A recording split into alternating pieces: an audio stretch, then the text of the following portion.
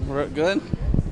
Welcome back to On The Go Wrestling. Still here with the Red Lion Fire Hall for Valor Pro Wrestling Prone to Violence PTV show.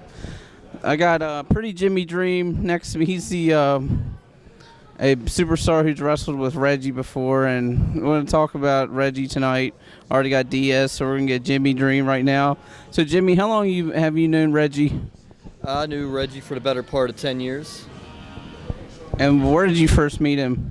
I met him at a show over 10 years ago. It was in West Virginia, and the first time I met him, I actually had to wrestle him. So I was scared to death when I first met him. I was like, I have to wrestle this guy? He's going to kill me. But since that day forward, we spoke just about every day for the last 10 and a half years. So what caught on to you for Reggie's wrestling? He was just so believable. Like, the word believable in wrestling means, like, can you believe this guy is who he is in the ring, outside the ring? And Reggie, he was intense in the ring and he was intense out of the ring. He had a lot of passion for the wrestling business, and it showed in and out of the ring, whether he was in the ring wrestling, whether he's backstage talking to the guys. He loved his business. He was who he was in the ring, outside of the ring as well. So out of all the matches you wrestled with Reggie, what was your favorite? We did this match one time. It's Adam and I and a guy that was in a band. He was in a local band. It was the first match I was just talking about where I had to wrestle him, and the first time I met him. And it was Adam and I and a guy that was in a local band in the area that sold a bunch of tickets, so people would come to the show and see him. And Prodigy teamed with a guy named Lawless at the time, a guy he broke into the business with. And Marcus Dowling was their partner, so it was them two and Marcus Dowling against me, Adam, and the guy from the band. And that match was a lot of fun. And Reggie, being such a big guy and I'm such a small guy, I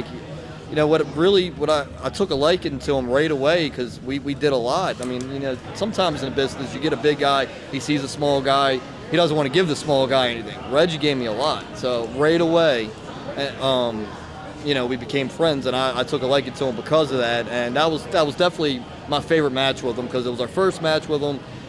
So there's the nostalgia of that, and also it was just a lot of fun. It was a good time. So what were your thoughts when you heard about all about the accident? Well, at first, it looked like he was going to be fine. He was in a hospital. The doctors put him, from my understanding, put him into it was called an induced coma. So the doctors put him in the coma just so the swelling on the brain would go down, and I guess the swelling never went down. But when I first, heard about the accident, I was scared to death, and then I heard he might be okay, so I calmed down. I was like, man, I can't wait till he wakes up. Then when I was driving to my parents' house with my family, when I heard I got a phone call and I heard he passed, I had to pull the car over, and I just sat there and bawled my eyes out for like 45 minutes because, him and I we talked every morning on the way to work. We talked once, twice a day, every day. He was the closest friend I've ever had personally that I've lost. So I was devastated for sure. Jimmy spoke at Reggie's funeral. Do you want to talk about what you said at Reggie's funeral?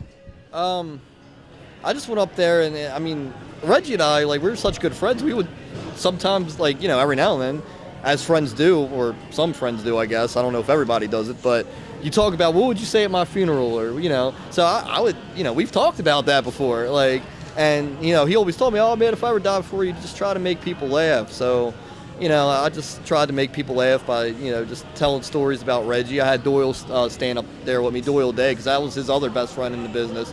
Me, Reggie, and Doyle and Adam, we all used to ride together, all the time. So I had Doyle stand up there with me, and I said I was Reggie's best friend in the business, me and Doyle, and I was like, I know what a lot of you guys are, you were there. I was like, I know what a lot of you guys that knew Reggie close are thinking. Well, the tall, skinny black guy makes sense, but the little white kid with the mohawk, I was Reggie's best friend, because Reggie was so... He was just like I am when it came to race. Neither one of us were racist, but we would joke about racism because it was just a joke to us how people are racist. So I just I said that to make people laugh because that's what he would have wanted. He told me before, when we would talk about, okay, well, if you die first, you say this, and if I die first, So it actually happened where we had a conversation about what would you say at each other's funerals. So I gave him my word on it, and I think I did what he would want me to do. So. So, if Reggie was here right now, what would he say to all the wrestlers?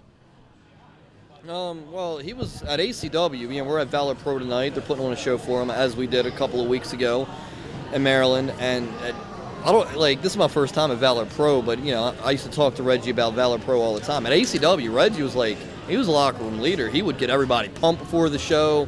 He would, you know, he would make us want to go out there and kill it. Just he would get us pumped. He was that guy that got everybody like a coach or a leader of a captain of a football team.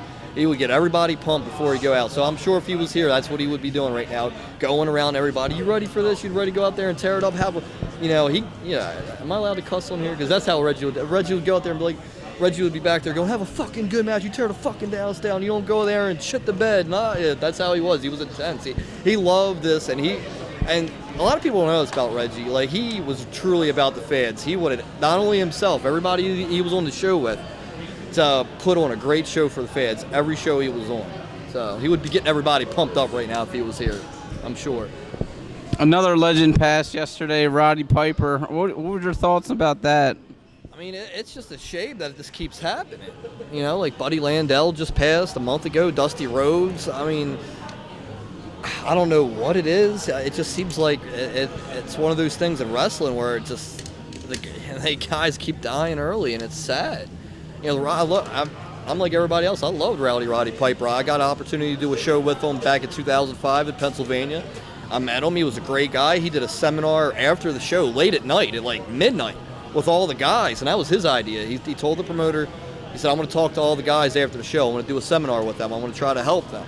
So we all stayed there, past midnight and did a seminar with him. And that was, he didn't get paid for that particular seminar. He got paid to be there, obviously, but that was his idea to do that. And we sat there and just listened to him, and he put on like an hour and a half seminar, and he was a great guy. And it's sad to see another legend in this business go so early. He's only 61 years old. I mean, it's a shame it keeps happening, you know?